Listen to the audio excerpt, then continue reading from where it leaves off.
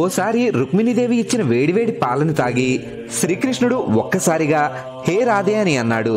అది గమనించిన రుక్మిణీదేవి, నేను కూడా మిమ్మల్ని చాలా ప్రేమిస్తున్నాను, కానీ మీరు ఎక్కువగా రాధని మాత్రమే ఎందుకు ఆరాధిస్తారు అని రుక్మిణీదేవి శ్రీకృష్ణుడిని ప్రశ్నించింది. కానీ శ్రీకృష్ణుడు సమాధానం చెప్పకుండా మౌనంగా ఉండిపోయాడు. దాంతో రుక్మిణీదేవి రాధాదేవిని కలవాలి అని మరుసటి రోజు ఉదయం రాధాదేవి దగ్గరికి వెళ్ళింది. అక్కడ ఎంతో అందంగా ఉన్న ఓ స్త్రీని చూసి రుక్మిణీదేవి రాధా అంటూ ఆమెను పలకరించింది. కలువుల్లాంటి కన్నులతో, పండు వెన్నెల్లాంటి స్వచ్ఛమైన నవ్వుతో ఎంతో అందంగా ఉన్న రాధాదేవి ఒళ్ళంతా బొబ్బలెక్కి ఉండడం చూసిన రుక్మిణీదేవి అదేమిటని రాధాదేవిని ప్రశ్నించింది. నిన్న రాత్రి కన్నయ్యకి మీరిచ్చిన వేడివేడి పాలే ఇందుకు కారణమని రాధాదేవి రుక్మిణీదేవికి బదులిచ్చింది.